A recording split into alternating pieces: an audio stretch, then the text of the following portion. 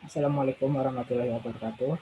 Untuk mata kuliah kelas bangunan 1, pada kali ini kita memasuki pertemuan ke-7 atau pertemuan terakhir sebelum UTS.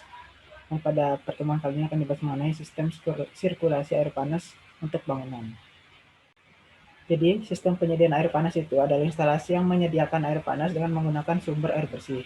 Dipanaskan dengan berbagai cara, baik langsung dari alat pemanas ataupun melalui sistem perpipaan. Seperti halnya untuk air bersih, peralatan air panas juga harus memenuhi syarat sanitasi. Jadi untuk sistem penyediaan air panasnya ada dua, ada instalasi lokal dan instalasi sentral. Nah, jadi pada instalasi lokal ini, pemanas air dipasang di tempat atau berdekatan dengan alat plumbing yang membutuhkan air panas. Kelebihan dari cara ini adalah bahwa air panas dapat lebih cepat diperoleh, kehilangan kalor pada pipa kecil sekali, dan juga harga pemasangan instalasi dan perawatan sederhana sehingga harganya cukup rendah. Yang kedua yaitu instalasi sentral. Nah, jadi pada instalasi sentral ini air panas dibangkitkan di suatu tempat dalam gedung atau dipanaskan di suatu fasilitas khusus. Kemudian dengan pipa distribusi dialirkan ke seluruh alat plumbing yang membutuhkan air panas. Jadi biasanya digunakan bahan bakar minyak. Dari pemanas biasanya air disimpan dalam satu tangki air panas yang besar, kemudian didistribusikan ke dalam alat-alat plumbing. Jadi pada tahap perancangan penyediaan air panas bergantung pada beberapa faktor antara lain ukuran dan jenis penggunaan gedung, cara pemakaian air panas, dan harga peralatan. Jadi pada jenis pemanasan instalasi lokal ini, air panas dapat diperoleh lebih cepat karena pemasangan alat pemanas berdekatan dengan alat plumbing sehingga kehilangan kalor pada pipa lebih kecil. Pemasangan instalasi dan perawatan sederhana dan harganya cukup rendah. Jadi cara untuk instalasi lokal ini banyak digunakan pada rumah tinggal dan gedung-gedung kecil. Nah, jadi pada instalasi lokal ini terdapat 3 jenis pemanasan. Yang pertama itu pemanasan sesaat. Jadi air dipanaskan dalam pipa-pipa yang pasang dalamnya dengan sumber kalor dan listrik atau gas. Jadi air dipanaskan oleh pipa-pipa dalamnya kemudian disalurkan langsung dalam alat plumbing. Yang kedua yaitu pemanasan simpan. Jadi air bersih dipanaskan dalam satu tangki yang dapat menyimpan air panas. Jadi tangki tersebut jumlahnya tidak terlalu banyak. Volume tangki biasanya tidak lebih dari 100 liter. Sumber kalor digunakan dari listrik, gas, atau uap panas. Yang ketiga yaitu pencampuran uap panas dengan air. Jadi cara ini dapat dilakukan apabila dalam gedung telah tersedia sumber uap panas. Uap panas tersebut campurkan langsung dengan air dalam satu tangki atau melalui katup dalam pipa air. Untuk jenis instalasi yang selanjutnya itu instalasi sentral.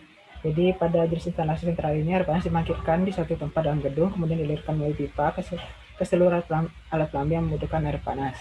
Bahan bakar digunakan biasa dari bahan bakar minyak atau gas. Dengan tenaga listrik jarang digunakan karena harga listrik cukup mahal.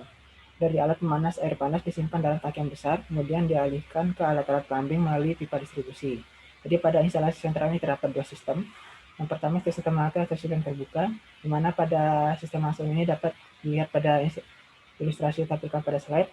Jadi dari tangki diarahkan melalui pipa ke pemanas. Nah, dari pemanas ini dialirkan melalui pipa ke alat plumbing. Jadi sistem langsung terbuka ini hanya mengalirkan air panas dari tangki penyimpanan ke alat plumbing, sehingga apabila air lama tidak digunakan, air dalam pipa ini menjadi dingin. Apalagi jika instalasi pipanya ini panjang. Jadi terdapat kehilangan kalornya. Jadi kelemahannya, keran jauh dari tangki memiliki temperatur lebih rendah, jarang digunakan untuk bangunan besar yang sistem langsung atau sistem terbuka ini. Dan yang kedua itu sistem sirkulasi atau sistem tertutup. Sistem sirkulasi atau sistem tertutup ini, jika keran-keran tidak ada yang dibuka, air panas di dalam pipa utama akan disirkulasikan oleh pompa menuju alat pemanas kembali. Dengan demikian, air panas di dalam pipa akan selalu terjaga panasnya meskipun alat plumbing yang dilayani cukup jauh. Nah, jadi sistem sirkulasi ini ada dua jenis tipe. Yang pertama yaitu ada cara gravitasi, di mana tangki atau pemanasnya ini berada di bagian bawah gedung. Jadi tangki dialirkan pemanas, kemudian dari pemanas dialirkan ke atas. Nah, jika airnya tidak digunakan pada alat plumbing, maka akan mengalir lagi ke pemanas. Nah, kemudian yang kedua itu cara dipompa, di mana tangki dan pemanas berada di atas bangunan, kemudian dialirkan alat plumbing. Jika alat plumbing tidak digunakan, maka akan dipompa kembali ke pemanas. Jadi keuntungan sistem sirkulasi ini, temperatur air mendekati air di tangki, dan air selalu disirkulasikan balik.